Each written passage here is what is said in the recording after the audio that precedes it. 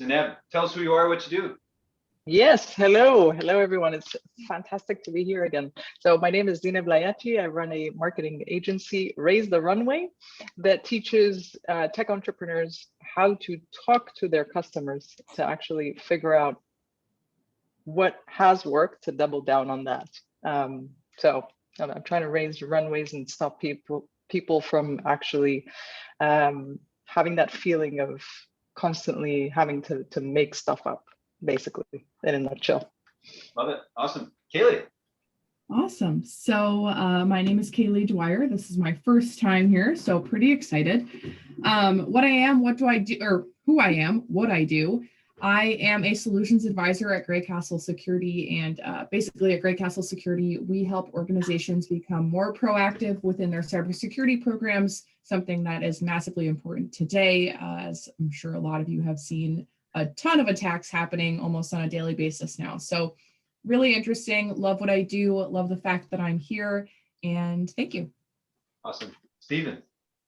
I'm Steven Chase, formerly known as the Sales Weasel. I work for a company called Findem. We are an AI-driven recruitment technology. So essentially we help talent acquisition leaders find candidates faster that are direct matches to their roles, so they don't have to spend a bunch of time digging through LinkedIn profiles and trying to find people that hopefully match who they're looking for. And I just do cool stuff on cold calls. That's my forte. Yeah, awesome. Patrick. Who needs no Oh, introduction? hello. I do though, I think. I might. My name is Patrick Downs. I am the King of Swing. Is that correct, Frank? I think so. The King of Swing? Yeah. Also the Sales Enablement Manager at PandaDoc. I'm the co-host of the Customer Engagement Lab. Please listen to it. Please. I just did an episode where we do like live TikToks that we create on the episode. And my co-host dumped a bunch of trash in my head while I was on a Zoom meeting. So definitely check that out. And yeah, I'm excited to help. Awesome. John, the floor is yours. Let's get you better in the next 45 or 50 minutes. All right. So yeah, I just wanted to start off with, can I share my screen? Is that okay? Yeah, hold on. Let me enable it here. Yeah. Oh, no, not yet. Come on, Zoom. There we go. Yeah, you're game. Go for it. All right. All right. Here we go. Let's see, 50%. Let me know if you can see the screen. Absolutely. Yeah. Yeah. You're holding a Michael Jordan basketball. I love it. You know it. So who is this Swedish John, guys? You might be wondering. People that are tuning in as well. Well, my name is John Sjögren. I go by the Swedish John by the audience, on LinkedIn, because my last name is Swedish. It's hard to pronounce for many people outside of Scandinavia. I'm in the SaaS industry. I work with sales. I work for a company called Albacross, and we're an intelligence platform that helps provide intent data and help marketers take control of the hidden funnel regarding their demand on their website. I work there as a revenue development representative. Depending on the organization for companies, it could be the same title as an SDR or BDR, but we are very focused on revenue growth. So we also have that in our titles as well. So RDR is what I go by. Yeah, a little bit what I said already regarding what I do there. My main target region is the Nordics. I do reach out outside of the Nordics as well. I've done a few calls to the US and Canada as well, but my main focus is the Nordics. Yeah, my story and how I ended up where I am today. I started out very early with sales. After finishing the mandatory years in school in Sweden, I went into telemarketing actually, where I did B2C. In the evenings, I was selling phone, subscriptions to people. I was calling late in the evenings, did very well. During the days, I was a cashier in a supermarket store. And yeah, that suited well. After that, I took a break from telemarketing and the cashier stuff. I became a mailman for a while, and then I ended up through some connections in advertising sales, where I stayed for about 5 years, where I ramped up through different companies. I was working for Sweden's biggest financial paper, where I worked already then as a very young sales rep to marketing people, where I booked meetings and then set up advertising plans with them. If it was for 3 months, 6 months, and 9 months, what would be the best solutions for them. But then coming in very young, I was very excited. I never had like real thoughts on, I was so happy making money being young, being in sales. Everything was going so fast, I was very comfortable. But then mid-20s, you start thinking like, when 40 comes later on in life, do I want to wake up, like think in my bed, like, what if like I could have tried out other things in life, because I do have many interests, and so I decided to leave sales actually after done 6 years, and I felt like an academic approach was missing, so I left the whole comfort zone. So I just before moving into the academic, I just took my bags and moved to Germany, actually, in Munich, where I stayed with a Bavarian host family for a year, with 7 other students from all over the world, like from South America, Southeast Asia, other places in Europe and Mexico as well. And that was really interesting, and also learning German. So I studied German there for a year and lived with this German host family. Became like a second family to me. Then coming back, not really sure what I should do. Went back into sales. Went within like the brand packaging industry. So I helped companies, put their brands on, bags, like stores and so forth, that want to like brand their name like nice on a bag and so forth. I did that for about a year. Then I felt like now I want to take on like the real academic approach. So I left then Stockholm, and then left to the west coast of Sweden, Gothenburg. That's the second biggest city in Sweden. I got into an international language program there because I wanted to continue with studies that had raised my interest, because I've always been a person that loves to travel, experience different cultures and so forth. But it was easy for me to continue with the focus on the German language. So I completed a bachelor's degree in linguistics with a focus on the German language. I also studied Chinese as well. But then these studies led me back to Germany, actually, in Munich.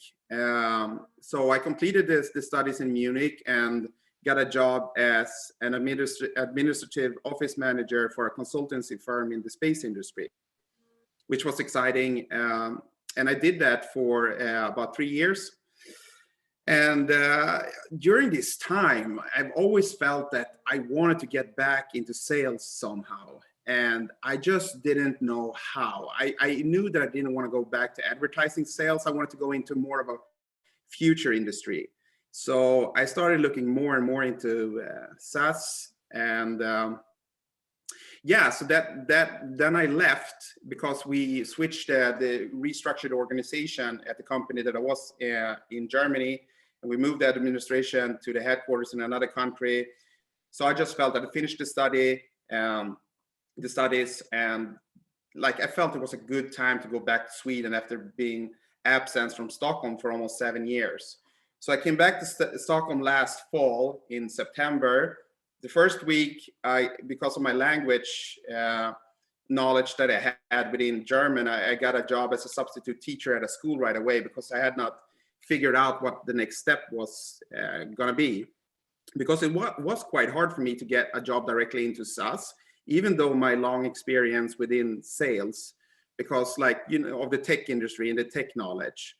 So it was hard to get a foot in. So I was happy to take on because I've always been interested in leadership. And teaching is fun. It is really fun. It's draining. It is draining, but fun. So I did that for about half a year, and then a friend of mine that was in the SaaS industry in Munich, a good friend of mine that has been in the industry for many years, he told me about Albacross, the company that I today work for, that they're looking for BDRs or RDRs, as we call it. And I reached out to them and had a couple of interviews and landed a job. And that was my foot into the SaaS industry. So I started working for the SaaS industry now in, beginning of January, so right after New Year's. And it's almost been 6 months for me being in the SaaS industry. And I'm really happy that I took that decision because I just wanted to get back into a position where I can really grow and learn so much, and also being in a startup company like Albacross, where you can contribute and be innovative with so many ideas. I enjoy every day. I really love it. And where you can also contribute with the knowledge that I already have, because I come from a quite harsh culture of cold calling. And I felt coming into this industry, I became a member also of SDR Nation. It's a community in the US and Canada of for SDRs and BDRs, and talking to a lot of these SDRs and BDRs, I realized that there is a large big fear for cold calling out there still today. I don't think calling has never been cold. It's just that people have just left that aside a little bit, because also when I'm gonna want to go dig deeper into the multi-channel approach, and I think people in this industry have analyzed so much different ways of reaching out to the prospects, which is a necessary must today. You need to have a multi-channel approach. But I think in the essence of this also, we got lost a little bit of the great opportunities to still is out there today by doing those cold calls. Because if I look at my own approach, 90% of my meetings booked monthly is by cold calls still. I'm going to go into some stuff here. So I just wanted to ask, do you see this? Is this one in the way for you guys here? Well, I can move this one up maybe. The presentation's on, but are you saying when you click on the link, does it come up? Yeah, I'm going to see. So regarding cold calls, I just wanted to share a little snippet of what I focus on a lot in my role, because I'm the first, I'm in the pits, the first guy that's going to create an opportunity with a prospect that hopefully is going to be something fruitful that will lead to a success story. So I try not to be too complicated when I reach out. I try to focus on storytelling, to give them a story. All the nitty-gritty details we can go into that comes in the later stages. I'm just trying to focus on the vision and the concerns that my personas have. Right. All the nitty-gritty details, we'll look into that. But I have the focus on the vision of what we can achieve here. So if I can, let's see here. I want to do from here will be good. In Europe, to be transparent. Can you guys hear? We started out 7 Yes. years ago, and the CTO of Spotify advised us to release our platform for free, gather a lot of data, which Spotify did themselves before they commercialized their platform. So we commercialized our platform 2 years ago, and that made us take a huge step, a leap forward towards compare us to any competitor in Europe or in EMEA for that matter, because they started that process much later, and some of them are based on cookies and so forth. But also regarding the IP addresses, we're also able to track dynamically if people are working from home, because that is something that we needed to be agile about, because during this pandemic, many people are working from home. So we have optimized that process. So that is something that is very easy. So this is almost a 19-minute call that I had with a large account, which I booked. And the focus in this call was on storytelling, telling a story that can be a help that can solve their problem, which I was very happy about. So regarding cold calls, also, like in my approach when it comes to cold calls, I think it's very important to be respectful.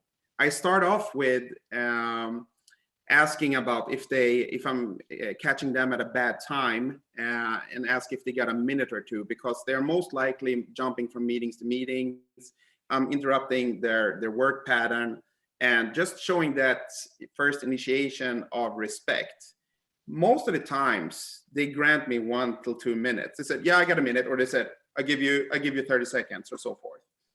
And that's where you need to be straight to the point. You need to be very relevant what it's regarding, and into their position, what they're focused on.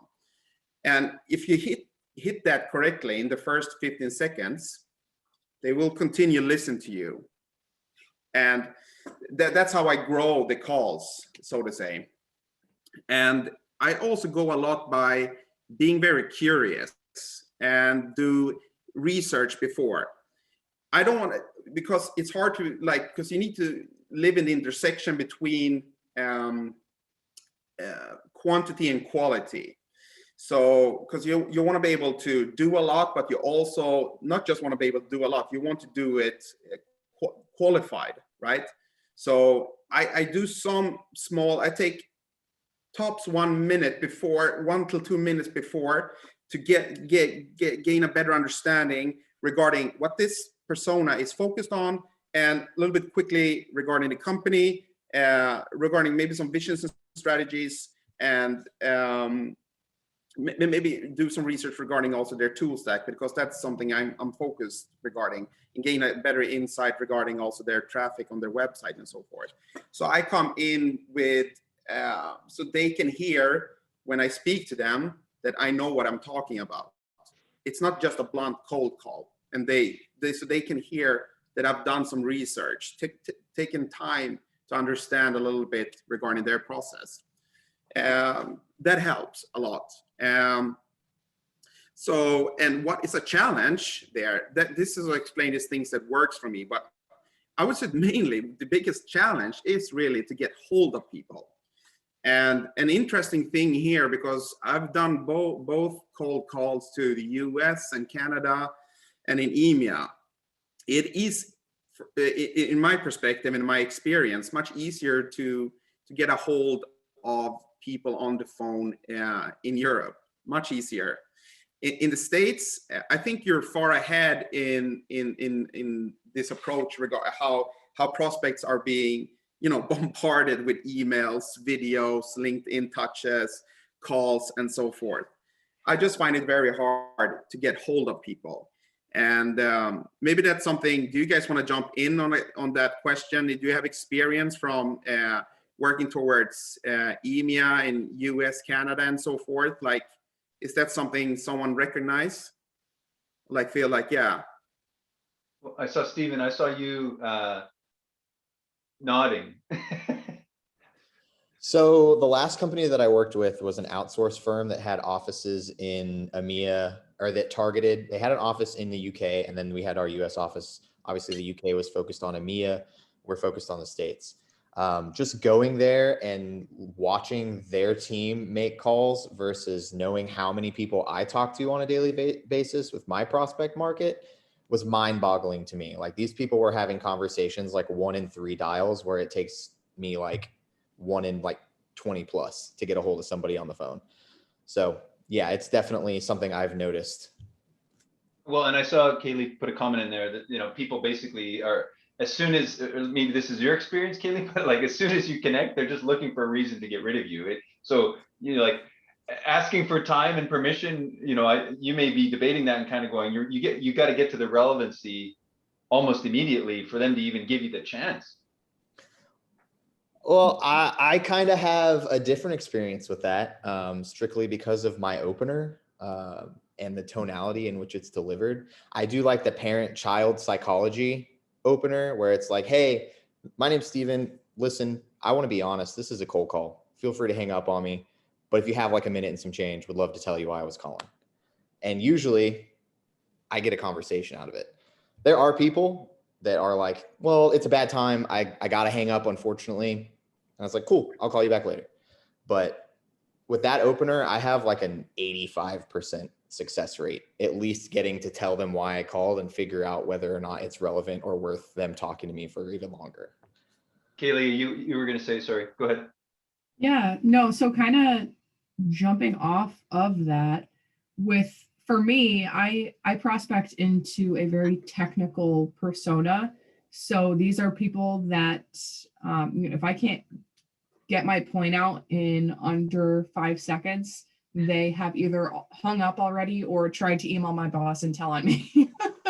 So that real things that happen, and it's just crazy. But what's been working for me is a tactic that, which John, I'm also a part of SDR Nation. So I learned this tactic through Sarah Brazier and her conversations about cold calling. So really, I've been super successful in calling and saying, hi, so-and-so, this is Kaylee Dwyer calling from Great Castle Security. How have you been? And just starting off with that opening line. And although it's not necessarily saying like, blah, blah, blah, blah, blah, can I have 30 seconds? It's kind of friendly enough that they give me a shot to just be like, good, now who are you? And then I can go into, do you mind if I just tell you the reason that I'm calling, and then you can let me know if it makes sense to keep chatting? So it's not really the parent-child thing, but it's more of like the constant permission-based questioning of, hey, I won't continue further until you tell me that it's okay. So I've been doing that, and that's been working for me. And so, John, just so I'm clear, like, would you say in the kind of the context today for feedback and advice you can get, like you're not saying, you connect on every call and you're able to get conversation on every call, but you're having more success in EMEA. In the US, it's tougher. And then would you say once you kind of get the permission for the 30 seconds, you get, you typically have a pretty good success rate to keep them on the phone, or even that sometimes is there some objections there? I mean, there always will be, but is it more getting that 30 seconds is the toughest part? No, I wouldn't say so, because I kind of know what works now to get them to listen. It's just hard sometimes. I want to embrace objections. They're gonna come in every call. Like, you just need to create a framework for you to so you understand how to turn around those objections, and that is something that I work on daily. For example, just comparing, going back a little bit, comparing just EMEA and US. With the US, it's much easier when you listen to a lot of sales thought leaders, or I'm probably catching you out of the blue here. This is a cold call. US, I've tried that. That works. I'm like, when I reach a dude in the US, they're like, yeah, no worries, man. And it's like, no one would speak like this in Europe. It's a bit more formal, and if you do your phrasing catching you out of the blue, just get to the point. I'm listening, but I give you 15 seconds if I'm gonna tell you if I'm interested or not. But they might say if they, for example, in the beginning say, well, I don't have time right now.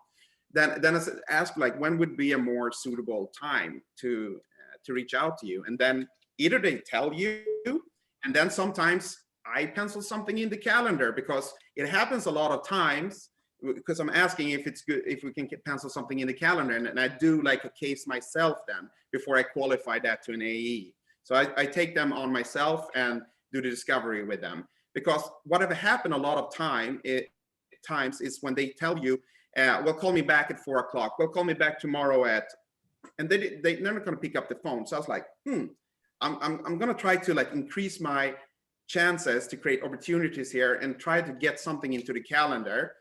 And if they accept, and I do a case with them, it moves on to the AE, and it can become a great success story. So yeah.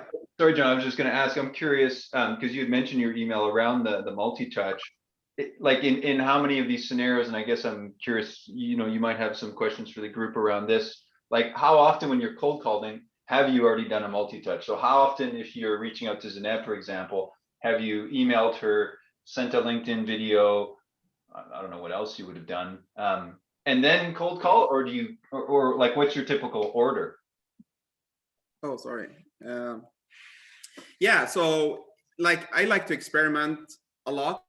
And I had a week when I did like tried a new region and a new approach. That's when my numbers went down.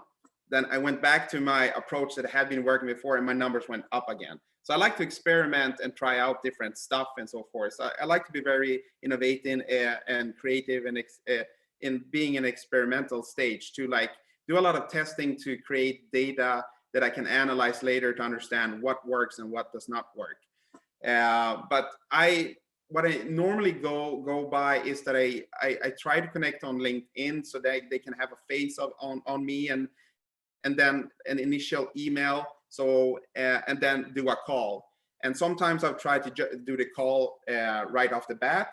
But sometimes when I do have sent that email and I reach them, and it's like, oh yeah, yes, sorry, I have just been too busy. I haven't had time to get back to you yet.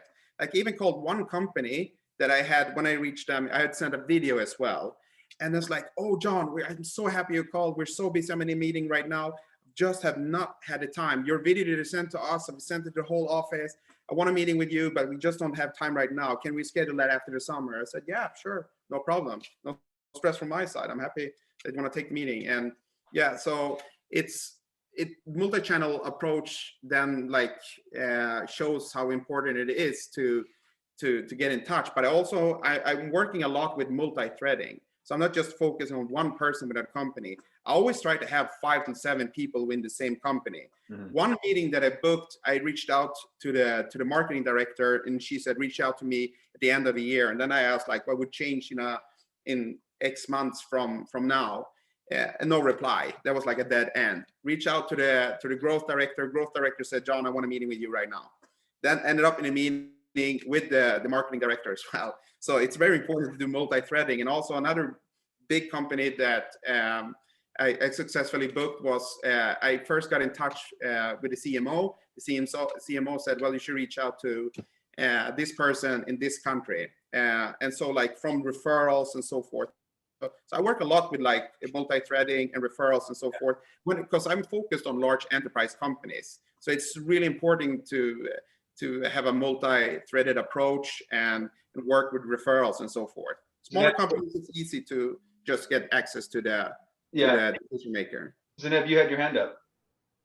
Yeah, no, a quick question. You talked about connecting first on LinkedIn, and I was just wondering if before connecting, you did any sort of did you engage with their content for a period of time? Good question. Yeah, good question. No, I'm not. I've tried before. When I started out, I tried to like send something in a message when I connected, but no, I've not like been like active with their content or so before. But what works for me the most now is just to send a blank request, which I've increased my numbers and getting connected with personas that I want to get in contact with. And then you take it from there. And then also, because LinkedIn, that is what I'm going to come into later. We'll touch base on LinkedIn. Can we do that? I'm just going to move to email. Sure. Yeah. And we can also come back to cold calls also, because cold calls is something that could cover this whole session, I think. And stop me also if you want to jump in somewhere and well, I saw Kaylee had a comment about objection handling. I'm also curious, Kaylee, like what your typical sequence, like multi-channel approaches too, like, because I don't think there's a right answer. I think it's whatever works for people. Yeah, what has been super useful for me to like get in the mindset of a multi-channel approach is just the factor of being a pattern interrupt. So I've been listening to the book by Jeb Blunt regarding just interrupting someone's day with your name or your face. So just having that in mind, instead of sending a blank connection request, I have been just popping onto their LinkedIn page, commenting on some posts, and then waiting until it's comfortable enough where they know that I am someone there that's engaging with them instead of just like asking for something. I've been a little bit more successful with having a positive connect. and something to have a little bit more conversation on. But I also did have a suggestion for objection handling. I am absolutely appalled. I'm horrible at objection handling.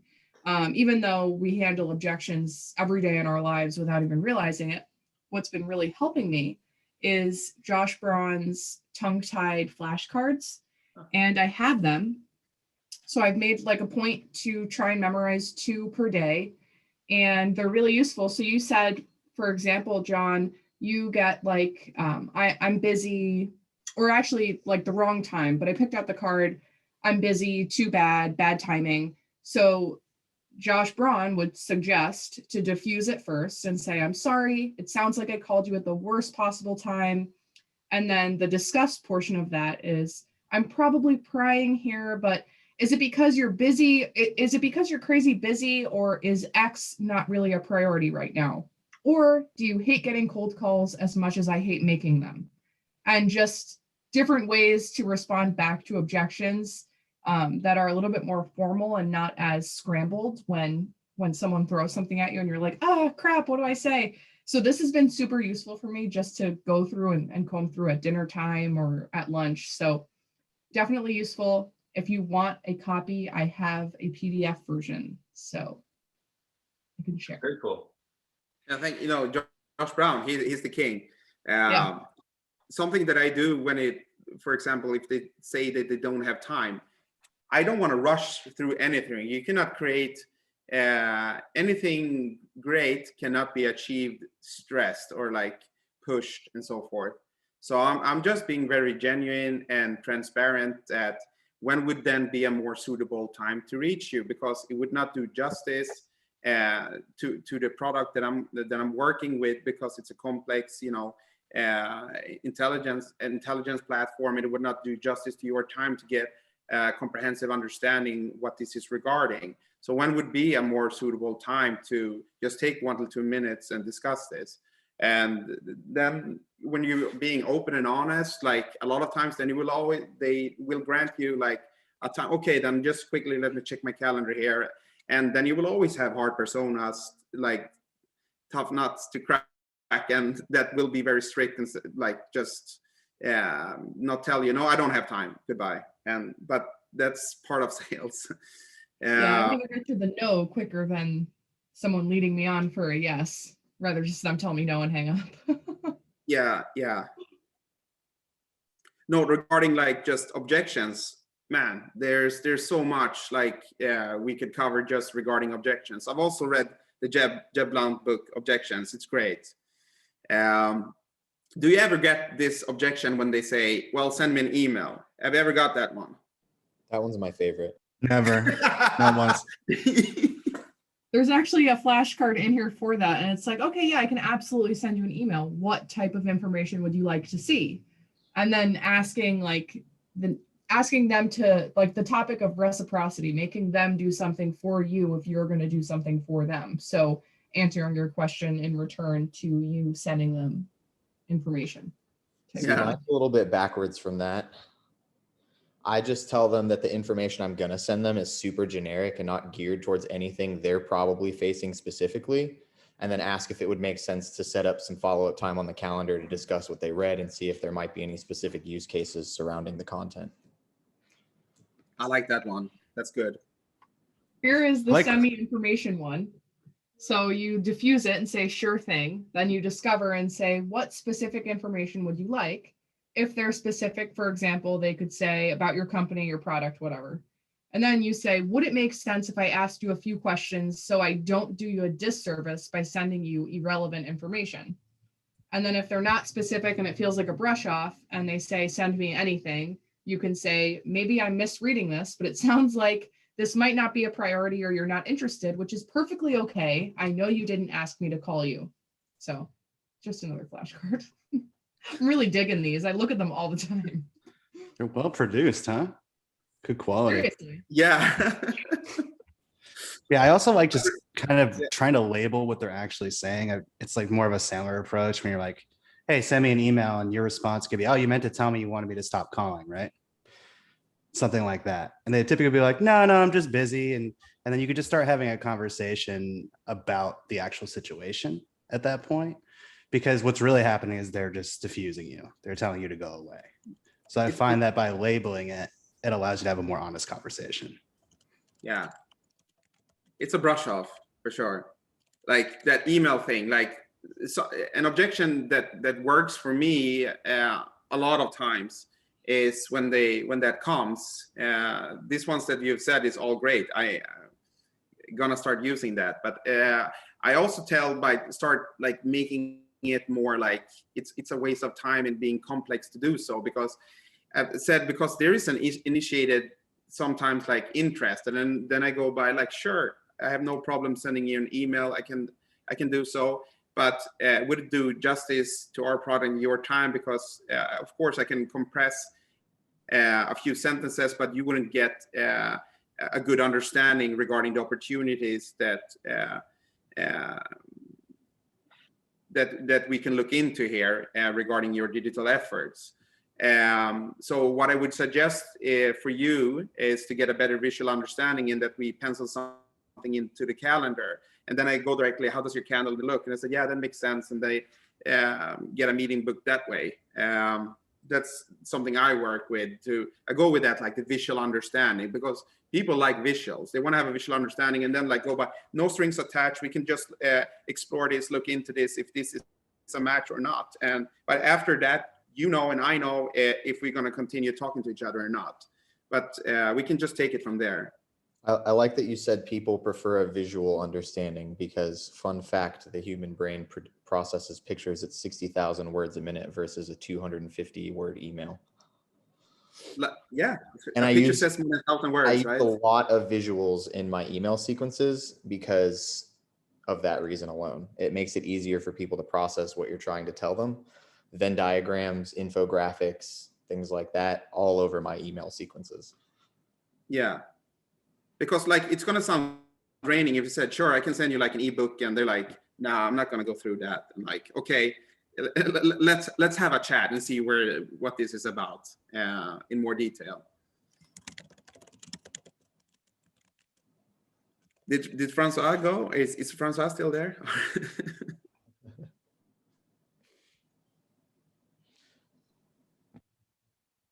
Lunchtime.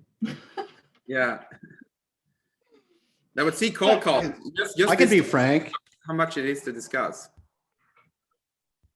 Yeah, were we going to go to your LinkedIn at this point? Was that what you wanted to show next? No, I wanted to just go through, because I wanted to talk regarding the multi-channel approach, but I can just speed it up because like I felt like we talked a lot about cold calls, and maybe we can go back to that if we want to talk about that. But like also emails, it's very important to be personalized because they will smell directly if it's generic and understand if this is 1 out of 100 emails that you send out in a day. So you want to feel like you receive emails yourself, you receive videos yourself. I have. When the personal touch is not there, I don't feel it's speaking to me. So it's so important that you just mention something that they're focused on, something about their concerns, something that they have achieved, and so forth. So something that their company is doing great about. And that is like the focus within like meaningful outreach. And also copywriting is very important to like keep it short and keep it like relevant and straight to the point, but with the focus on what they would like to achieve, and try to pitch less. I try to speak as less. I try to have as little as eyes and like me focus as possible, and my company focus, and like focus on their concerns of what can be achieved speaking to me, like, or taking a call with me. Like that is the focus that I have, and like try to be like short and sweet and straight to the point, and be relevant. And I work with a lot of different templates to A/B test stuff. This is one thing, an example that I did when I like to be creative and stuff like that. So I wrote a handwritten letter to a prospect that I wanted to get in contact with, and I went to their office, but that was a shot that I took. Of course, no one was in the office. It's the pandemic. But I went back to the office. I asked a colleague, can you take a picture of me with this letter? I sent that to the CMO of this company. My email got open like, I don't know, like 50 times. And then I reached out to her and asked like, I told her like, I can tell that my email has been opened X amount of times. So either it's one who is like, I can't remember exactly like from the email what I wrote, but like, who's this cuckoo like doing something like this? Or two, this is relevant, but I've not just had time to get back to you. And they got back to me and like, John, I absolutely love this. However, I did not get this meeting, but I did get offered a position at their company by doing this. But like, maybe this is not effective, like when you want to work like with quantifiable numbers and so forth. But for an accountant, you really want to like do something extra for. I think it's good if you try out like once in a while to do something extra. I talked to a guy at Gong, like he went over with like donuts to a prospect, which was very successful. Like I think like a dozen of donuts with a little letter inside and so forth. But like just do something to stick out from the crowd. It can be helpful sometimes. I'm kind of curious. And oh no, go ahead. Sorry. Oh, sorry. No. I'm curious because when I first got into the personalization world, I was like, okay, I'm going to personalize everything. And then I was like, yeah, I can't personalize everything because it's just not possible. And there's just not enough time in the day. So this might help you. I don't know if you do this already. I take my ideal client profile, and if they fit it exactly, like to the T, everything that I possibly need to know that it would be an organization that would fit well and align well with the service that I'm selling. If they're that person, they go into a completely personalized sequence, which has a lot of calls. But if they're a little slightly out of my ICP, they go into automated sequences. So so my tier 1 goes into completely personalized sequences. My tier 2s and tier 3s go into a more automated sequence where I still have like more at scale personalized videos, but just scaled a little bit so that they're not killing me. And when the person in that automated sequence opens something enough or engages enough, I then move them to my tier 1 sequence so that they could kind of like get more of a personalized touch. And that has really been working for me because they're almost self-qualifying to get into the tier 1 sequence. So I know I have a more interested buyer when they're in that, when they go from a tier 2 or tier 3 right up to a tier 1. And then we have a great relationship because they've gone through my personalization phase.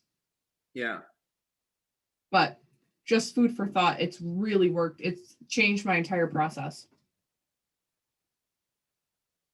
But otherwise, go ahead, Zineb. Sorry. No. Yeah, sorry, Zineb. No, go ahead.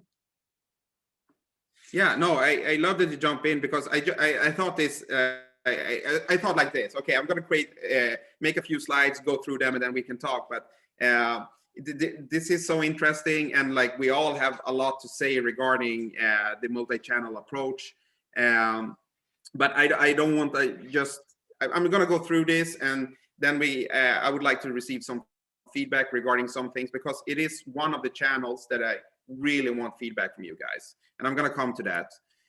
Regarding the video quickly, the human aspect is really important. To like put your face out there and just make the effort, because a lot of times I get like marketeers, they love like creation and like sticking out and so forth. I've heard from many people in the US that this is maybe a trend that is fading away, because I've heard that because videos has been used for many more years than it has been here in Europe. So in many countries here in Europe, doing a video to someone, it is very personal and very much appreciated. But in the States, it has been used. I don't know when in the States or in Canada for that matter, like started out. I've heard like someone already got one back in 2014 and so forth.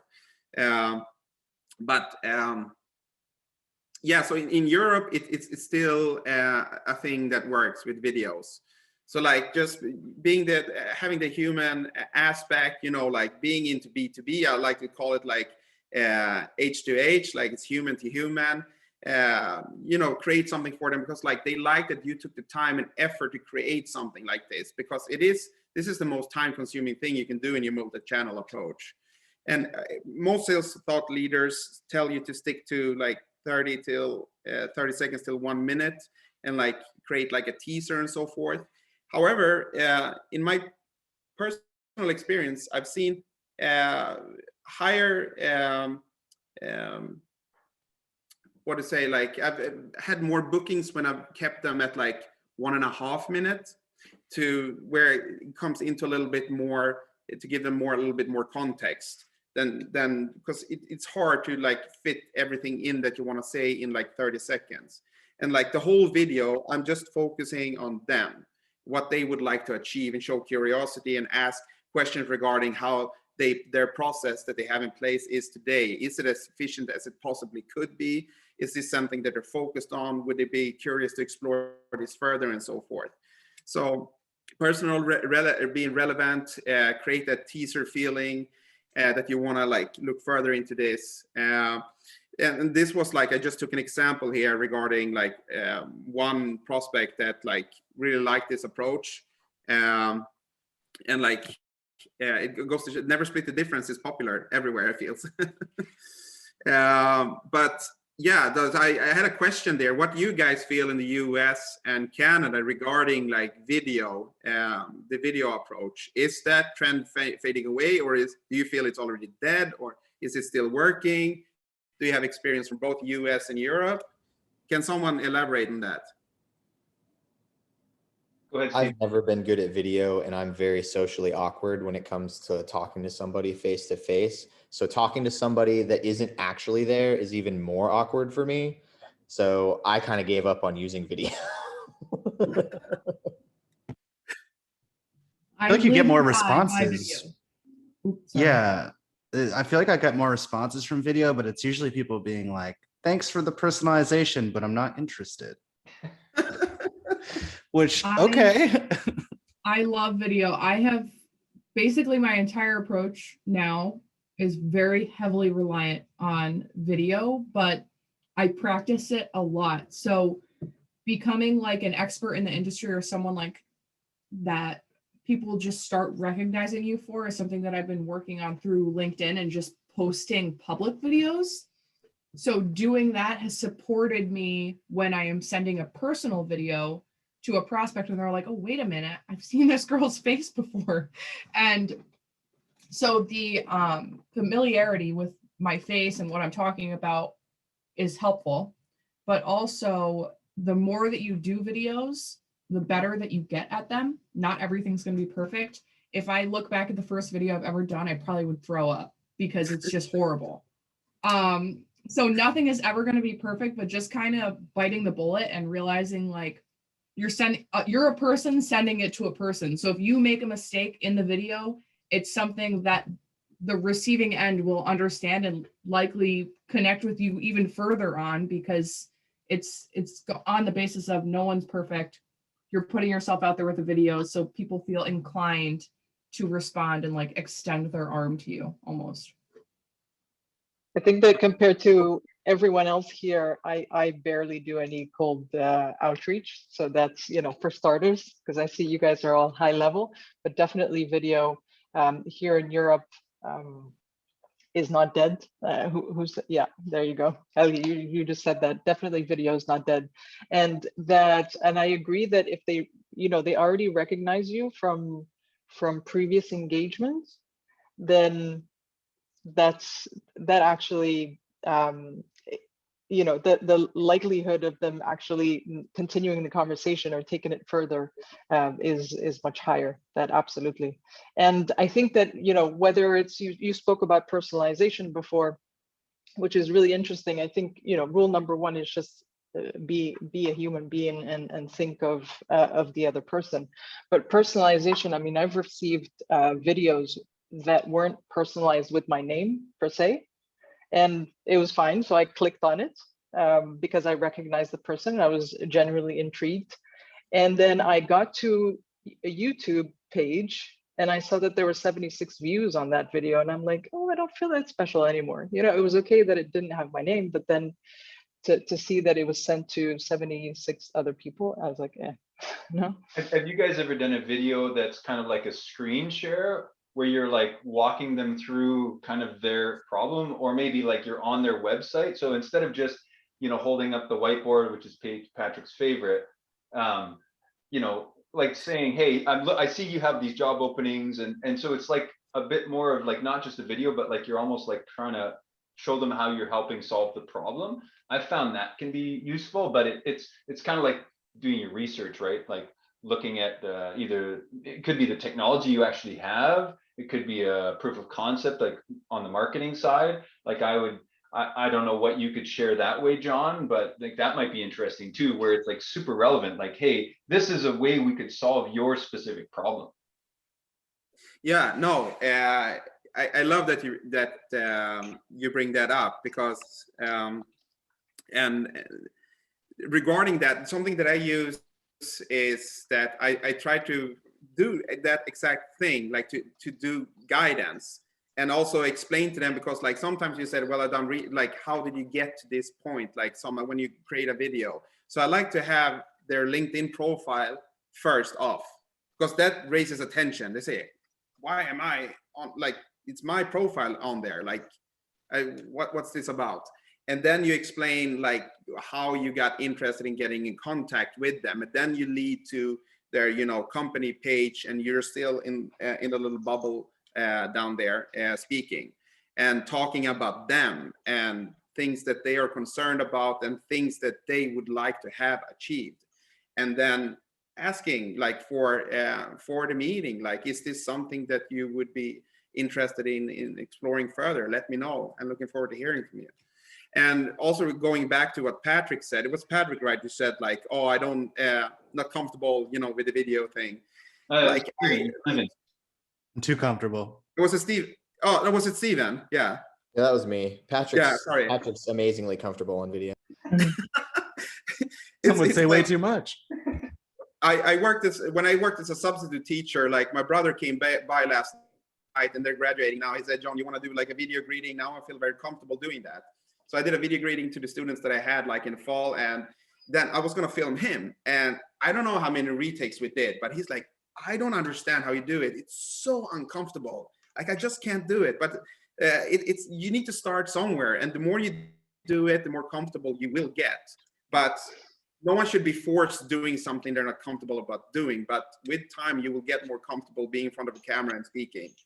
And yeah, just go for this. This event that we have here, this is the first time being on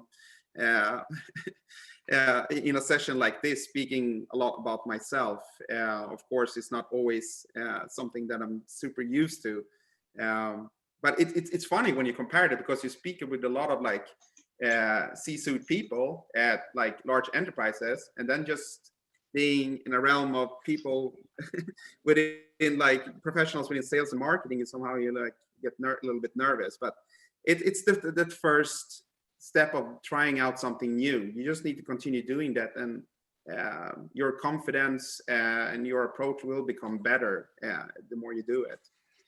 John, I see we got about 2 minutes left. Was there another slide, or was there another, like in terms of the we're on to LinkedIn, so. Yeah, that was the last one. This is the LinkedIn one. This is the one that I want to ramp up. LinkedIn. I want to get it, like, this is another way of approaching, because it is like a social media channel. It's something that you use, you know, privately.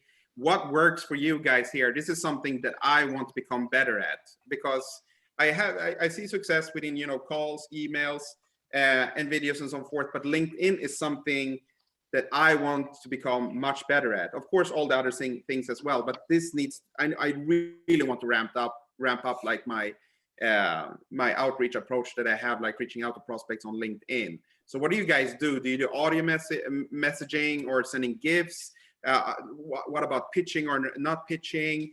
what do you like ask regarding, like how many touches do you do before you ask for something, and what's your ways here? I really want to have feedback here because I feel like newbie on this area. Go ahead, Kaylee. I try to show, well, it's all about them at the end of the day. So engagement, genuine curiosity, genuine human connection. And when I'm having conversations through Messenger, I don't pitch. I don't say anything that I do. It only becomes a conversation when they ask me, so what do you do? Where do you work?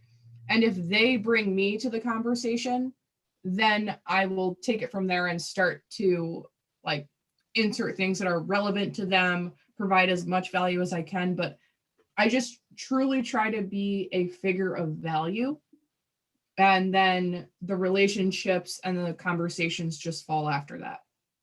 I think Kaylee brought up some good points earlier around like engaging with their content, following them so that you are a bit of a familiar face. Because I'm sure it's no secret to everybody here, like there's way too many people connecting and pitching. And that, like Steven mentioned at the beginning, right? Like I'm sure all of us have a lot of messages in there. And so if you're like, I don't even know who this person is, and all they have is some really bad template, like it's just gonna die. So, I'm not an expert here, John, but I think what I've heard and what I've seen is like, you kind of have to build that groundwork of like connecting with them, following with them, before you even like try to send them a DM, because I think there's just people are getting flooded with useless DMs. Yeah. I'll just say a couple of things. So you asked GIFs, audio, video, etc. Just I think make sure that it's aligned with who you are on social media, which I'm hoping it's the same as who you are in real life, right? But if you're someone that never uses humorous GIFs, and all of a sudden you're using humorous GIFs in the DMs, it's just kind of it kind of clashes there. And then the typical the day that someone comments on 2 of my posts, likes 3 other posts, I'm thinking, oh, a pitch is coming. Right, one after another. Those are signs that it's not genuine. It's not over time. So speaking of overtime, I'm sure people have to get back to their day jobs. John, appreciate you presenting and everybody else making time to give their feedback. I think it probably goes without saying on all these sessions, often a lot of us will connect, whether it's email or through DM. Or voice note, whatever you prefer, GIF. But I do want to be respectful of people's time because you're giving up some time. So thanks everybody for making time. Steven's going to respond to your message now. Great. Feel free, John, to reach out to all of us individually. And I'm happy to give you feedback one-on-one too, if you like on some other outreach approach you've got. Yeah, thank you so much. And thanks for having me on. It's been a pleasure. Yeah, thanks everybody across the globe. This has been fun. Have a fantastic weekend, everybody. Yeah. You too. Thank you so much. Thanks, John. Bye. Thanks, Bye-bye. Steven.